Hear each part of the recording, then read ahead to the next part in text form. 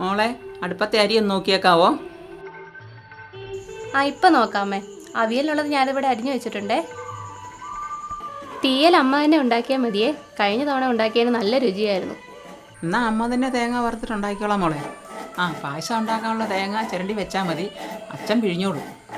അമ്മേ, ക്ലബിൽ പാട്ടൊക്കെ വെച്ചല്ലോ. ഇപ്രാവശ്യം കുറേ പരിപാടികളുണ്ടെന്നാണ് കേട്ടത്.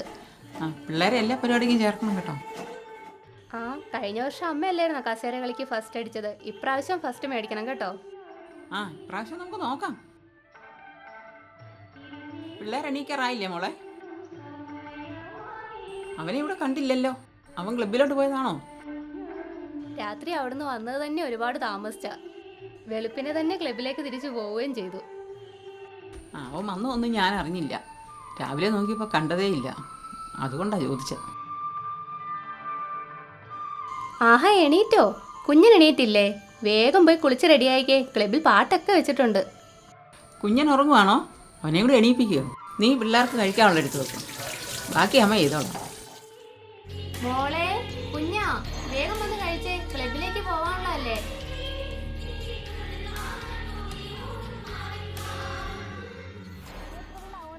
പതിയെ കഴിച്ചാ മതി. പാലെടുത്ത് കുടിക്കൂ കുഞ്ഞാ. പരിപാടിക്കെല്ലാം ചേരണ്ടേ, ശക്തി വരണ്ടേ നമുക്ക്. അമ്മേ, നമ്മുടെ ക്ലബ് ഇങ്ങനെ ആയതെപ്പോഴാ? എങ്ങനെ ഇത്ര അടിപൊളിയായത്?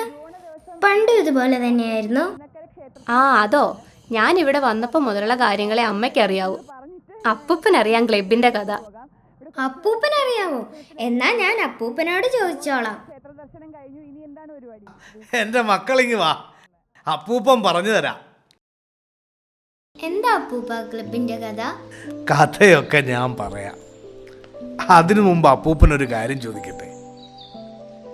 മോള് പിടിവണ്ടി കണ്ടിട്ടുണ്ടോ? പിടിവണ്ടിയോ? അതെന്ത് വണ്ടി? എന്നാ ഈ പെട്രോമാക്സ് ലൈറ്റോ? പെട്രോമാക്സ് ലൈറ്റോ? അപ്പൂപ്പൻ എന്തൊക്കെയാ ചോദിക്കുന്നത്?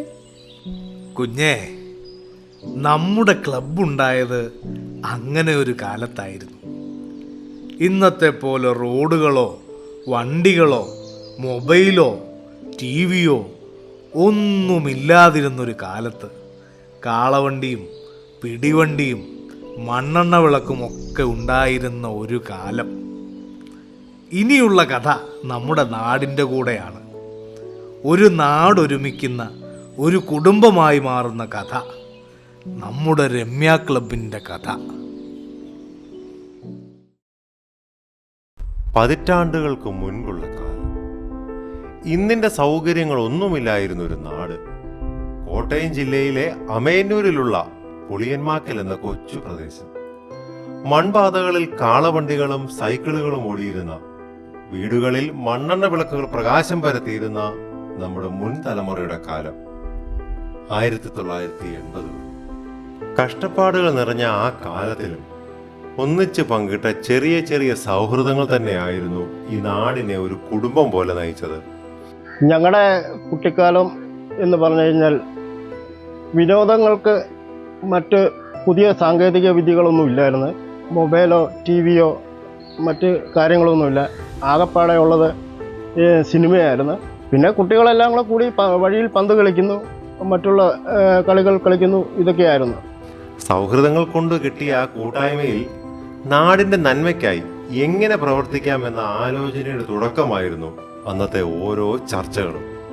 1980 കാലഘട്ടത്തിൽ ഈ പരിസരത്തുള്ള ഒരു പറ്റം ചെറുപ്പക്കാരും മുതിർന്നവരും എല്ലാവരും കൂടെ കൂടിക്കൊണ്ട് ഇനിയൊരു സാംസ്കാരിക വേദിയെക്കുറിച്ച് ആലോചിക്കുകയും ഓരോരോ അഭിപ്രായങ്ങളും ആശയങ്ങളും വരികയും അതിൻ്റെ ഫലമായിട്ട് ഒരു യുവജന വേദി ആദ്യം രൂപം കൊണ്ടു.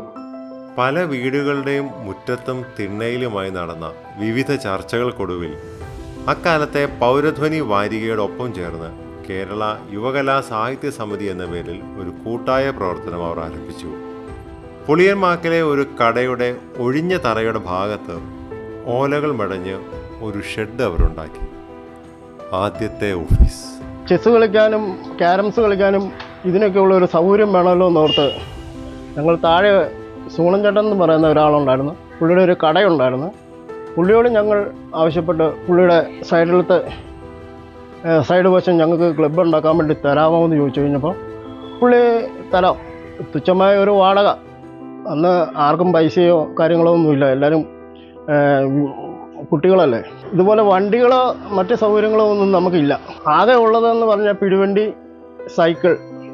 പിടിവണ്ടിയിൽ ഞങ്ങൾ പോയി ഓല പല വീടുകളിൽ നിന്ന് ശേഖരിച്ച് ഇവിടെ കൊണ്ടുവന്ന് എല്ലാവരും കൂടെ കൂടി, കുട്ടികൾ 10-20 പിള്ളേർ അടുത്ത് ഉണ്ട്, എല്ലാവരും കൂടെ കൂടി ഞങ്ങൾ ക്ലബ്ബ് അവിടെ കെട്ടി. അക്കാലത്തെ വിവിധ വിഷയങ്ങളെ പറ്റിയുള്ള ചർച്ചകളും കലാകായിക പ്രവർത്തനങ്ങളുമൊക്കെ ആ കൂട്ടായ്മയിലുണ്ടായി. വീടുകൾ തോറും കഥാപുസ്തകങ്ങളും വിജ്ഞാന മാസികകളുമൊക്കെ കൈമാറി അവർ അറിവുകളും അനുഭവങ്ങളും പങ്കുവച്ചു. പാട്ടുകൂട്ടങ്ങളും വിഷുക്കണിയും ക്രിസ്മസ് കരോളുമൊക്കെയായി ആ കൂട്ടായ്മ അങ്ങ് വളർന്നു. മെല്ലെ പുതിയ അംഗങ്ങളും എത്തിത്തുടങ്ങി. പ്രവർത്തനങ്ങളെ കൂടുതൽ മികച്ചതാക്കണമെന്ന അന്നത്തെ ചർച്ചകൾ ചെന്നെത്തിയത് പിന്നീട് ഇങ്ങോട്ട് ഒരു പ്രദേശത്തിൻ്റെ തന്നെ ഒരുമയുടെയും വികസന പ്രവർത്തനങ്ങളുടെയും അടയാളമായി നിൽക്കുന്ന രമ്യ ക്ലബ്ബ് എന്ന ആശയത്തിലേക്കായിരുന്നു. നാട്ടിൽ പലയിടത്തും പുതിയ ക്ലബ്ബുകൾ ഉയർന്നു വന്നിരുന്ന ആ സമയത്ത് 1986 October 15 Ramya arts and sports club എന്ന പേരിൽ ആ സംഘം രജിസ്റ്റർ ചെയ്യപ്പെട്ടു. ക്ലബ്ബ് എന്ന ചട്ടക്കൂടിന് ഒരു ഭരണസമിതിയും ഒരു രക്ഷാധികാരിയും ഉണ്ടായി. മറ്റു പല ക്ലബ്ബുകളോടും കിടപിടിക്കുന്ന, ഒത്തൊരുമയിൽ ഒരു പടി മുന്നിൽ നിൽക്കുന്ന ഒന്നായി നമ്മുടെ ക്ലബ്ബ് മാറാൻ കാരണമായ ഈ തീരുമാനത്തെ യാഥാർത്ഥ്യമാക്കാനെടുത്ത അധ്വാനവും സ്ഥിരോത്സാഹവും ഇന്നത്തെ ഏതൊരു മോട്ടിവേഷണൽ കഥകളെയും കവച്ചു വെക്കുന്നതാണ്. ക്ലബിന് സ്വന്തമായി ഒരു കെട്ടിടം, അതായിരുന്നു പിന്നീടുള്ള ആവശ്യം. കെട്ടിടം പണിയുന്നതിനായി സ്വന്തം സ്ഥലത്തിൻ്റെ ഒരു ഭാഗം വിട്ടുതരാമെന്ന സുമനസിൻ്റെ വാക്കിന് മുന്നിൽ അത് വാങ്ങുന്നതിനും പണി തുടങ്ങുന്നതിനുമുള്ള സാമ്പത്തികം ഒരു തടസ്സമായി വന്നു. ഞങ്ങളുടെ രമ്യ ക്ലബിലെ പിള്ളേർക്കെല്ലാം കൂടെ പണ്ട് ഒത്തുകൂടാനൊരു സ്ഥലമില്ലായിരുന്നു. ഒരു വീടിൻ്റെ തിണ്ണയിലായിരുന്നു എല്ലാവരും കൂടിക്കൊണ്ടിരുന്നത്. അങ്ങനെ കുറച്ച് കഴിഞ്ഞപ്പോഴത്തേക്കിന് പിന്നെ അച്ചാച്ചൻ പറഞ്ഞ് ഇവിടെ നമ്മുടെ 1 സെൻറ്റ് സ്ഥലം വിലയ്ക്കാണ് കൊടുത്തത്, നമുക്കവിടെ എന്നിട്ടൊരു ക്ലബ്ബ് പണിയാം. അങ്ങനെ ഇവിടെയുള്ളവരെല്ലാവരും കൂടെ സഹകരിച്ച് ക്ലബ്ബ് പണിത് ഒരു ജനകീയ കൂട്ടായ്മയിലൂടെ ഫണ്ട് രൂപീകരിക്കാമെന്ന ആലോചനകൾ ചെന്നെത്തിയത് അക്കാലത്തെ പ്രശസ്തനായ മജീഷ്യൻ PM മിത്രയുടെ മാജിക് ഷോ എന്നതിലായിരുന്നു. ടിക്കറ്റ് വിതരണത്തിനും പോസ്റ്റർ ഒട്ടിക്കാനുമായി തങ്ങളുടെ ദൈനംദിന ജോലികൾക്കിടയിലും സൈക്കിളിലും കാൽനടയിലുമായി യാത്ര ചെയ്ത അവർ അധികം അധ്വാനിച്ചു. 1986 അയർക്കുന്നം സെയിൻറ്റ് സെബാസ്റ്റ്യൻ പള്ളി ഓഡിറ്റോറിയത്തിൽ വെച്ച് നിറഞ്ഞ സദസ്സിന് മുന്നിൽ പുതുമകൾ നിറഞ്ഞ വിസ്മയക്കാഴ്ചകൾ ഒരുക്കിയ ആ മാജിക് ഷോ വൻ വിജയമായി തീർന്നു. രമ്യ ക്ലബിൻ്റെ ആദ്യകാലങ്ങളിൽ നമുക്ക് സ്ഥലമൊന്നുമില്ലായിരുന്നു. സ്ഥലം വാങ്ങിക്കാൻ വേണ്ടി അതിൻ്റെ കെട്ടിട നിർമ്മാണത്തിന് വേണ്ടി ബാലൻ ചേട്ടനും അതിൻ്റെ ഭാരവാഹികളായ നമ്മുടെ കണ്ണാൻ സാറ്, ബിജു, സുനിൽ, ഓമനച്ചേട്ടൻ, അവരെല്ലാവരും ഇതിൻ്റെ പരിപാടിയിൽ ഒരു മാജിക് ഷോ നമ്മുടെ അയർക്കുന്നം നെരുവേലി പള്ളി ഓഡിറ്റോറിയത്തിൽ വെച്ച് നമ്മുടെ PM മിത്ര ഒരു മാജിക് ഷോ പരിപാടി നടത്തിയിരുന്നു. അങ്ങനെ അതൊരു വൻപിച്ച വിജയമായിട്ട് തീരുകയും അതിൽ നിന്ന് കിട്ടിയ ഫണ്ടും കൊണ്ട് നമ്മൾ അവിടെ ക്ലബിന് വേണ്ടിയുള്ള സ്ഥലം വാങ്ങിക്കുകയും കെട്ടിടം ചെറിയ തോതിൽ അവിടെ നിർമ്മിക്കുകയും ചെയ്തു. ആ വിജയം പകർന്ന ആത്മവിശ്വാസത്തിൽ അവർ തങ്ങളുടെ സ്വപ്നത്തിലേക്കുള്ള കോണിപ്പടികൾ ഉത്സാഹത്തോടെ കയറി തുടങ്ങി. സ്ഥലം വാങ്ങി കെട്ടിടം പണിയുന്നതിനായി കുന്നു വെട്ടിത്തെളിച്ചു, മണ്ണ് മാറ്റി പണികൾ ആരംഭിച്ചു.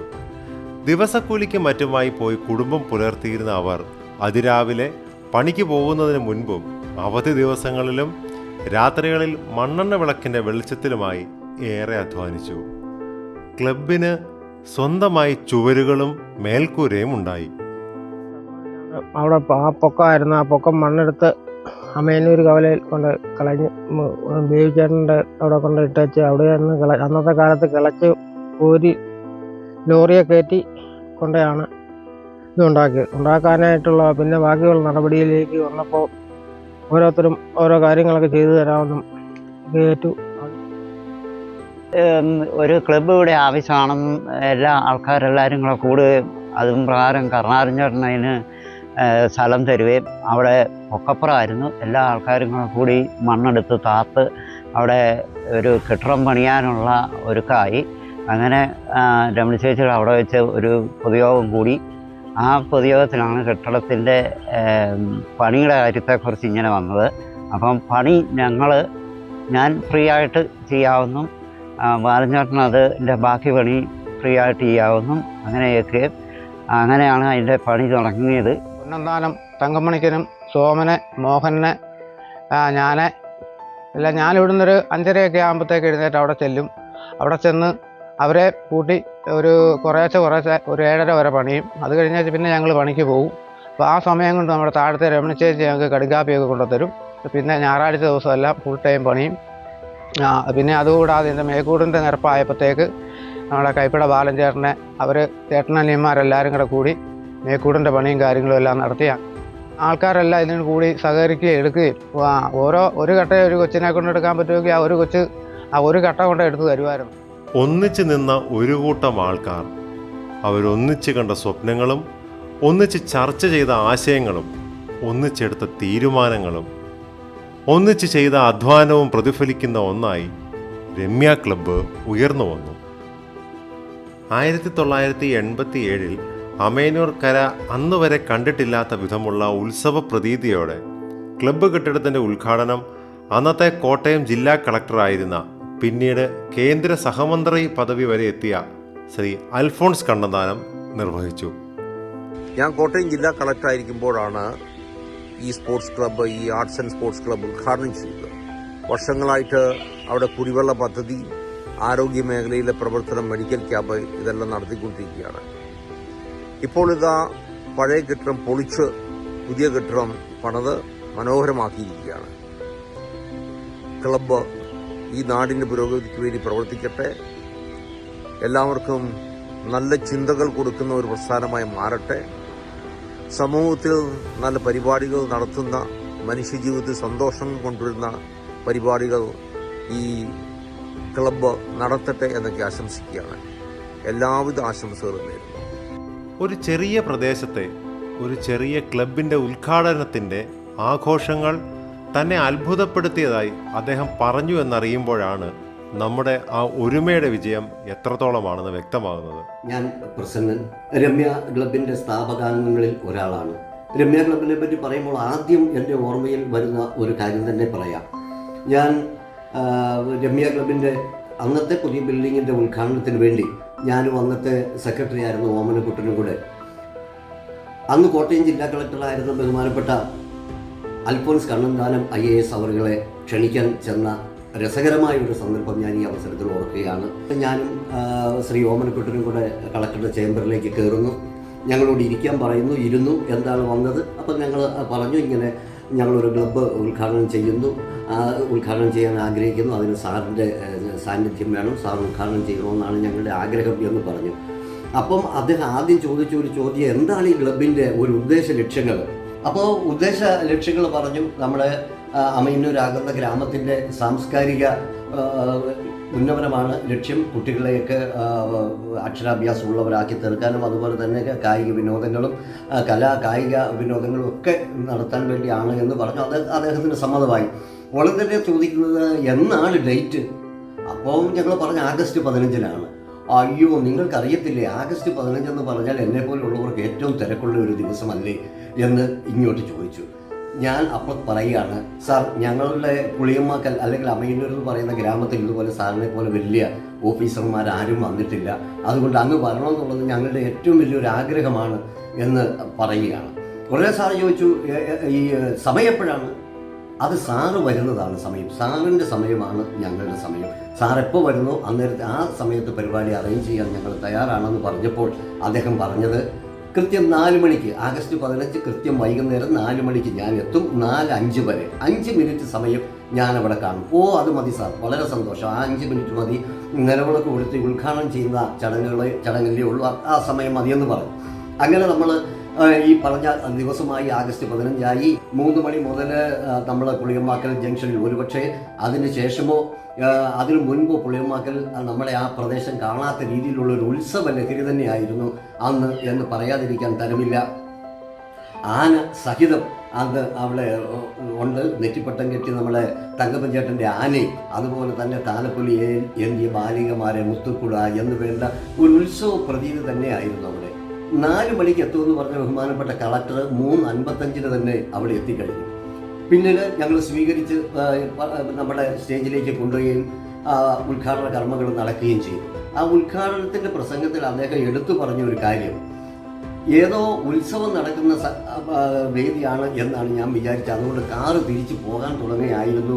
പക്ഷേ എന്നെ ക്ഷണിക്കാൻ വന്ന ആൾക്കാരെ കണ്ടപ്പോഴാണ് മനസ്സിലായത് ഇത് രമ്യ ക്ലബിൻ്റെ ഉദ്ഘാടന വേളയാണ് എന്ന് അദ്ദേഹം ആ പ്രസംഗത്തിലൂടെ പറയുകയും ചെയ്തു.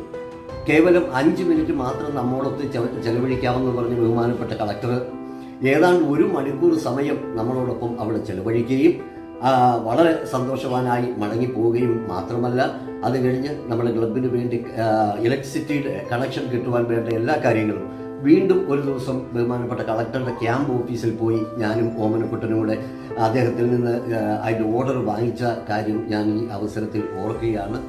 പിന്നീട് ഇങ്ങോട്ടുള്ള വർഷങ്ങളിൽ രമ്യ ക്ലബിൻ്റെ നേതൃത്വത്തിൽ വിവിധ കലാകായിക പരിപാടികൾ സംഘടിപ്പിക്കുകയും അതിലൂടെ ഒരു ജനസമൂഹത്തെ ഒന്നിച്ച് ഒരു കുടുംബമാക്കി മാറ്റുന്നതിൽ മുഖ്യ പങ്ക് വഹിക്കുകയുമുണ്ടായി. ദിവസങ്ങളോളം നീണ്ടു നിൽക്കുന്ന ക്ലബിൻ്റെ ഓണാഘോഷം തന്നെയാണ് അന്നും ഇന്നും പുളിയമ്മാക്കൽ നിവാസികളുടെ ഉത്സവവും പെരുന്നാളുമെല്ലാം.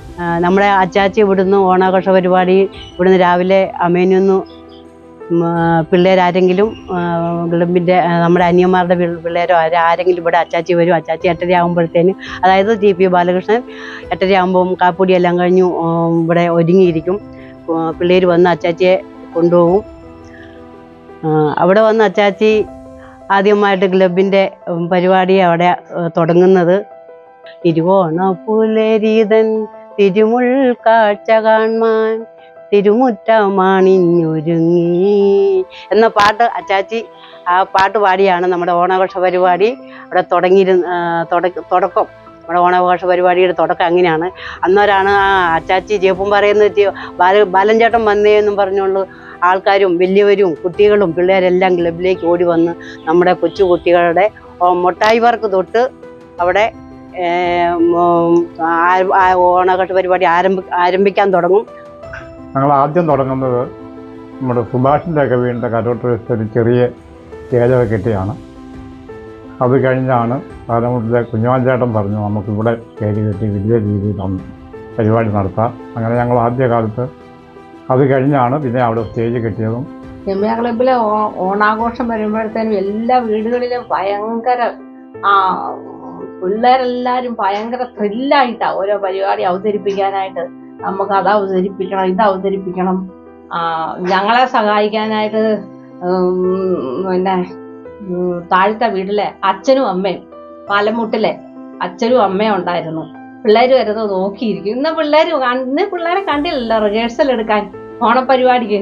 ഇന്ന് അവളുമാരൊക്കെ എവിടെ പോയി എന്നൊക്കെ അവർ പറയുമായിരുന്നു. അവരൊക്കെ ഓർമ്മയിൽ വരുന്ന ഒരു ഉത്സവം പോലെയാണ് ഞങ്ങളുടെ രമ്യ ക്ലബിലെ ഓണാഘോഷ പരിപാടി. 80 വയസ്സ് കഴിഞ്ഞിരിക്കുകയാണ്. ഞാനിവിടെ തുടങ്ങിയ 26ാമത്തെ വയസ്സിൽ ഇവിടെ വന്ന അന്ന് മുതൽ ഈ ക്ലബിന് വേണ്ടിയിട്ട് പ്രവർത്തിക്കുക. ഇന്നും ഈ കുഞ്ഞുങ്ങളുടെ കൂടെ ഞാനും ഓട്ടവും ചാട്ടവും പാട്ടും കൂത്തും എല്ലാം നടത്തുന്നവനാണ്. ഓണാഘോഷങ്ങളോടനുബന്ധിച്ച് ക്ലബിൻ്റെ ആഭിമുഖ്യത്തിൽ നടന്നിരുന്ന അഖില കേരള വടംവലി മത്സരങ്ങളിൽ വിവിധ സ്ഥലങ്ങളിൽ നിന്നും ടീമുകളെത്തി മത്സരിച്ചിരുന്നു. ക്ലബിൻ്റെ സ്വന്തം വടംവലി ടീം വിവിധ സ്ഥലങ്ങളിൽ പോയി മത്സരിച്ച് വിജയിച്ച കഥകൾ ഇന്നും നമുക്ക് ആവേശമുണർത്തുന്ന സ്മരണകളാണ്. ഓണാഘോഷത്തിൽ നല്ല രീതിയിൽ പരിപാടികളൊക്കെ നടത്തും. വടംവലി ദൂരേന്ന് ആൾക്കാർ വന്ന ഇവിടെ വടംവലി നടത്തുന്നത് അതൊക്കെ കാണാൻ നല്ല രസമായിരുന്നു. പിന്നെ വടത്തേക്കയറ്റം എന്ന് പറഞ്ഞാൽ മരത്തെ കെട്ടിയിട്ട് വടത്തേക്കയറ്റം നടക്കും. അത് ഞങ്ങളുടെ മുറ്റത്തേക്കുന്ന മാവേലും പ്ലാവേലും ഒക്കെയാണ്. അതൊക്കെ കാണാനൊക്കെ ഇഷ്ടംപോലെ ആൾക്കാർ വരികയും നല്ല രസകരമായ കാഴ്ചയായിരുന്നു ഇതൊക്കെ. നമുക്ക് നല്ല രീതിയിൽ പ്രവർത്തിച്ചുകൊണ്ടിരുന്ന ഒരു വടംവലി ടീമുണ്ടായിരുന്നു. വളരെ നല്ല രീതിയിൽ വർഷങ്ങളോളം അത് പ്രവർത്തനം കൊണ്ട് നടന്നു. അതേപോലെ തന്നെ ഓണം കഴിഞ്ഞാൽ 3-4 ദിവസം നമ്മൾ നല്ല രീതിയിൽ ഓണാഘോഷ പരിപാടികൾ ക്ലബിൻ്റെ പേരിൽ നടത്തുമായിരുന്നു. കലാകായിക മത്സരങ്ങളിൽ ആബാലവൃദ്ധം ജനങ്ങൾ വളരെ നല്ല രീതിയിൽ സഹകരിക്കും, മത്സരിക്കും. അതിനു വേണ്ടിയിട്ടുള്ള സ്റ്റേജ് കെട്ടാനായിട്ട് നമ്മുടെ പാലപ്പൊട്ടിലെ കുഞ്ഞുകുഞ്ഞേട്ടൻ സഹായിക്കുകയും അവരുടെ നല്ല സഹകരണം ഇക്കാര്യത്തിൽ ഉണ്ടാവുകയും ചെയ്തിട്ടുണ്ട്. ക്ലബിലെ കലാകാരന്മാർക്ക് ഒരു വേദി എന്ന നിലയിൽ നാടകങ്ങൾ ഒരുക്കുന്നതിനായി രൂപം കൊണ്ട കോട്ടയം കലാദർശന നാടക സമിതി പിന്നീട് പുറത്തു നിന്നുമുള്ള നടന്മാരെയും നടിമാരെയും ഉൾക്കൊള്ളിച്ച് ഒരു പ്രൊഫഷണൽ സമിതിയായി വളരുകയുണ്ടായി. വിവിധ സ്ഥലങ്ങളിലെ വേദികളിൽ അവർ നമ്മുടെ സാന്നിധ്യം അറിയിച്ച് കയ്യടികൾ നേടി. നഴ്സറി, ട്യൂഷൻ ക്ലാസുകൾ, പരീക്ഷകളിൽ ഉന്നത വിജയം നേടിയവരെ അനുമോദിക്കൽ എന്നീ നിലയിൽ വിദ്യാഭ്യാസ രംഗത്തേക്ക് കാൽവയ്പ് നടത്തിയ ക്ലബിൽ നിന്നും ഇന്ന് റാങ്ക് ജേതാക്കൾ വരെ ഉണ്ടായിരിക്കുന്നു. സാമൂഹിക ആരോഗ്യ രംഗത്തെ സാന്നിധ്യമായി നടത്തിവരുന്ന മെഡിക്കൽ ക്യാമ്പുകൾ, വാക്സിനേഷൻ ക്യാമ്പുകൾ എന്നിവ ഇപ്പോഴും സജീവമായി തുടരുന്നു. നാടിൻ്റെ സാമൂഹികമായ വികസനത്തെ നമ്മുടെ ക്ലബ്ബ് പരിഗണിച്ചു തുടങ്ങിയതിൻ്റെ വിജയകരമായ അടയാളമാണ് വാരിക്കാട്ടുകുളം ജലസേചന പദ്ധതി. ശുദ്ധജലക്ഷാമം രൂക്ഷമായിരുന്ന ഒരു കാലമുണ്ടായിരുന്നു നമുക്ക്. കിലോമീറ്ററുകളോളം തലച്ചുമടായും സൈക്കിളിലുമായി വെള്ളം എത്തിച്ചിരുന്ന, പഞ്ചായത്ത് ക്രമീകരിച്ചിരുന്ന വെള്ളം വണ്ടി എന്ന് വിളിപ്പേരുള്ള ടാങ്കർ ലോറിക്കായി പാത്രങ്ങൾ വഴിയിൽ നിരത്തിവെച്ച് മണിക്കൂറുകൾ കാത്തു നിന്നിരുന്നൊരു കാലം. അങ്ങനെ ഒരു സാഹചര്യത്തിൽ രമ്യ ക്ലബിൽ വെച്ച് നടന്ന ത്രിതല പഞ്ചായത്ത് യോഗത്തിൽ വാരിക്കാട്ട് ക്ഷേത്രകുളം ശുദ്ധീകരിച്ച് ഒരു ജലസേചന പദ്ധതി തുടങ്ങുന്നതിന് തീരുമാനമായി. കുളം വൃത്തിയാക്കുന്നതിനും ടാങ്ക് പണിയുന്നതിനും മോട്ടോർ സ്ഥാപിക്കുന്നതിനും പൈപ്പ് ഇടുന്നതിനുമായി ക്ലബിൻ്റെ നേതൃത്വത്തിൽ എല്ലാവരും പരിശ്രമിച്ചു. വഴി പൈപ്പുകളിൽ നിന്നും മാറി വീടുകളിലേക്ക് കണക്ഷൻ എത്തിക്കുന്ന രീതിയിൽ പദ്ധതി വളർന്നു. വാരിക്കാട്ടുകുളം ജലസേചന പദ്ധതിയുടെ ഓഫീസും കളക്ഷൻ സെൻ്ററുമായി ക്ലബ്ബ് കെട്ടിടം ഉപയോഗിക്കുന്നതിനും തീരുമാനമുണ്ടായി. എൻ്റെ പേര് Sunil Kumar. Ramya arts and sports ക്ലബിൻ്റെ ആദ്യകാല പ്രവർത്തകരിൽ ഒരാളാണ് ഞാൻ. ഇന്നും ഞാൻ ആ ക്ലബിൻ്റെ സജീവമായി പ്രവർത്തിച്ചുകൊണ്ടിരിക്കുന്നു. 1986 ആരംഭിച്ച നമ്മുടെ ക്ലബ്ബ് നമ്മുടെ നാടിൻ്റെ നന്മയ്ക്കും പുരോഗതിക്കും നമ്മുടെ നാടിൻ്റെ മതസൗഹാർദ്ദം നേടുന്നതിനും വേണ്ടി സജീവമായി പങ്കുവഹിച്ചിട്ടുണ്ട്. കൂടാതെ തന്നെ നമ്മുടെ നാട്ടിലെ എല്ലാ കായിക ആൾക്കാരുടെ കഴിവുകളെ മുന്നോട്ട് കൊണ്ടുവരുന്നതിന് വേണ്ടി നമ്മുടെ ക്ലബ്ബ് വളരെ മുൻകൈയെടുത്തിട്ടുണ്ട്. കൂടാതെ ഏറ്റവും പ്രധാനപ്പെട്ട കാര്യം എന്ന് പറയുന്നത് നമ്മുടെ നാടിൻ്റെ ഏറ്റവും ബുദ്ധിമുട്ട് അനുഭവിച്ച കുടിവെള്ള ലഭ്യതയില്ലാത്ത സംഭവമായിരുന്നു. അത് അയർക്കുന്നം ഗ്രാമപഞ്ചായത്തും വള്ളം ബ്ലോക്ക് പഞ്ചായത്തും കൊണ്ടുതന്ന പദ്ധതി നമ്മളത് സ്വീകരിച്ചുകൊണ്ട് ക്ലബ്ബ് മുൻകൈ എടുത്തുകൊണ്ട് 25 വർഷങ്ങൾക്ക് മുന്നേ വളരെ ഭംഗിയായിട്ട് നടപ്പിലാക്കുകയും ഇന്ന് 280ഓളം കുടുംബങ്ങളിൽ 24 മണിക്കൂറും വെള്ളം കിട്ടുന്നതിന് വേണ്ടി നമുക്ക് അത് പദ്ധതി നടപ്പിലാക്കാൻ സാധിച്ചിട്ടുണ്ട്. അത് ക്ലബിനെ സംബന്ധിച്ച് ഏറ്റവും വലിയ അഭിമാനകരമായ ഒരു നേട്ടമാണ്. അങ്ങനെ ഒരുപാട് ചിന്തകൾക്കും ആശയങ്ങൾക്കും തർക്ക വിതർക്കങ്ങൾക്കും തണലൊരുക്കിയ നമ്മുടെ ക്ലബിൻ്റെ ഓടുമേഞ്ഞ മേൽക്കൂരയിൽ കാലപ്പഴക്കം അതിൻ്റെ വിള്ളലുകൾ വീഴ്ത്തി തുടങ്ങിയിരുന്നു. എല്ലാവരുടെയും സഹകരണത്തോടെ ക്ലബിൻ്റെ 25ാം വാർഷികത്തിന് മേൽക്കൂര പൊളിച്ച് ഷീറ്റിടുകയുണ്ടായി. 3 പതിറ്റാണ്ടുകൾക്കിപ്പുറം കെട്ടിടത്തിനുണ്ടായ കേടുപാടുകൾ കൊണ്ടും സ്ഥലപരിമിതി കൊണ്ടും പുതിയൊരു കെട്ടിടം വേണമെന്ന ചിന്ത എല്ലാവരിലും ഉയർന്നു. 2023 നടന്ന പൊതുയോഗത്തിൽ ക്ലബിനൊരു പുതിയ കെട്ടിടം എന്നതൊരു മുഖ്യ അജണ്ടയായി. നാടൊന്നിച്ചപ്പോൾ പണം ഒരു തടസ്സമല്ലാതായി, പ്രയത്നങ്ങളും ഇരട്ടിയായി. 2023 പണികൾ തുടങ്ങി, അത് 2024 പൂർത്തിയായി. ഓരോ പടികൾ ഓരോ വർഷം കടന്നുതോറും പുരോഗമനമല്ലാതെ നമുക്കൊരു അധപ്പതനം ഉണ്ടായിട്ടില്ല. അതിൻ്റെ എല്ലാത്തിൻ്റെ വിജയം നമ്മുടെ ഇവിടുത്തെ ചെറുപ്പക്കാരും കൊച്ചു കുട്ടികളെ അതുപോലെ തന്നെ ഈ നാട്ടിലുള്ള സമൂഹത്തിലുള്ള മുഴുവൻ ആൾക്കാരുടെയും ഒത്തൊരുമയാണ്. എന്ത് സാഹചര്യത്തിലായാലും നമ്മൾ പിടിച്ചു നിന്ന് നമ്മുടെ രമ്യ ക്ലബിനെ അടിത്തറ കളയാതെ നല്ലപോലെ നല്ല രീതിയിൽ കാത്തു സൂക്ഷിച്ചു കൊണ്ടുപോകുന്ന നമ്മുടെ ഈ നാട്ടിലുള്ളവരുടെ എല്ലാം നിർജീവമായ നല്ലപോലെയുള്ള സഹകരണം കൊണ്ടാണ് നമ്മുടെ ക്ലബ്ബ് ഇവിടം വരെ വരാൻ സാധിച്ചത്. ഇതിലുള്ള പ്രവർത്തകർ നല്ല രീതിയിൽ പ്രവർത്തിക്കുന്നുണ്ട്. Ramya arts and sports club എന്ന് പറഞ്ഞാൽ സത്യം പറഞ്ഞാൽ എൻ്റെ ജീവൻ തന്നെയാണ്. അങ്ങനെ അവിടെയുള്ളവരുടെ എല്ലാവരുടെയും ഇപ്പോഴത്തെ കുട്ടികളും അത് ഏറ്റെടുത്ത് അതിന് പണ്ടത്തെ ഉള്ളവരുടെ ബുദ്ധിമുട്ടുകൾ ഒഴിവാക്കി നല്ല രീതിയിൽ നല്ല ഇതിൽ സഹകരിക്കാൻ ഒരു സഹകരണമാണ് ഞങ്ങൾ ഇതിൻ്റെ അകത്ത് ഉദ്ദേശിച്ചിരിക്കുന്നത്. ഇതെല്ലാം ഞങ്ങളുടെ ഏറ്റവും വലിയൊരു സന്തോഷമാണ്. മറ്റുള്ളവരെക്കാളും ഏറ്റവും കൂടുതൽ സന്തോഷിക്കുന്നത് ഞങ്ങളാണ്. കാരണം വെച്ചാൽ ഇത് സ്വപ്നത്തിൽ പോലും വിചാരിക്കാത്ത ഒരു കാര്യമാണ്. 10 പൈസയെ തുടങ്ങി 10 ലക്ഷം വരെയുള്ള കാര്യങ്ങളാണ് ഇപ്പോൾ ഇവിടെ നടക്കുന്നത്. ക്ലബിൻ്റെ പ്രവർത്തനം കൊണ്ടുണ്ടായത് പുളിയമ്മാക്കൾ ആ പ്രദേശത്തുള്ള അയർക്കുന്നം പഞ്ചായത്തിൻ്റെ 3 വാർഡിലെ ആൾക്കാരാണ് അതിനകത്ത് മെമ്പർമാരാണ്. ആ 3 വാർഡിലുള്ള മെമ്പർമാരുടെ കൂട്ടായ്മ, പല ജാതിക്കാർ, പല രാഷ്ട്രീയത്തിൽ വിശ്വസിക്കുന്നവർ, പല മതത്തിൽ വിശ്വസിക്കുന്നവർ, ഇവർക്കെല്ലാം ഒറ്റ ലക്ഷ്യം, ഒരു കിടാവിളക്ക് പോലെയാണ് ഇപ്പം പുളിയമ്മാക്കൾ പ്രദേശത്ത് പ്രസ്ഥാനം നിലനിൽക്കുന്നത്. ചെറുതെങ്കിലും ഇന്ന് ഈ ആകാശത്തിലേക്ക് തല ഉയർത്തി നിൽക്കുന്ന ക്ലബ്ബ് കെട്ടിടം നമ്മുടെ എല്ലാം മനസ്സുകളിലെ ഒരു മഹാസൗധമാണ്. കൈകോർത്ത് നീങ്ങിയാൽ കയറാൻ പറ്റാത്ത കൊടുമുടികളൊന്നും മുന്നിലില്ല എന്ന് നമ്മൾ ഒരിക്കൽ കൂടി തെളിയിക്കും. ഇന്ന് ഈ വാതിൽ തുറക്കുന്നത് ഒരുപാട് പ്രതീക്ഷകളിലേക്കാണ്. രമ്യ ക്ലബ്ബ്, നമ്മുടെ സ്വന്തം ക്ലബ്ബ്, കെട്ടുറപ്പിന്റെ ചരിത്രത്തിൽ വേരുകളാഴ്ത്തി കൂട്ടായ്മയിൽ വളർന്ന് കാലമാകുന്ന ആകാശത്തിലേക്ക് ചില്ലകൾ നീട്ടി ഇനിയും അനേകം സൗഹൃദങ്ങൾക്ക് കൂടൊരുക്കുന്നതിനായി ഒരു വൻ വൃക്ഷമായി ഇത് എക്കാലവും നിലനിൽക്കട്ടെ.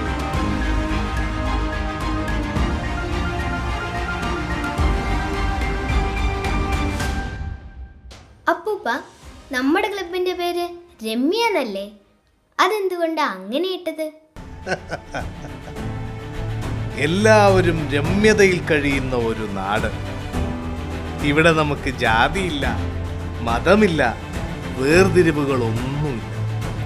മനുഷ്യനെ മനുഷ്യനായി മാത്രം കാണുന്ന നമ്മുടെ നാട്. ഇത് നമ്മുടെ ക്ലബ്ബാണ്. വേറൊരു പേരും ഇതിന് ചേരില്ല.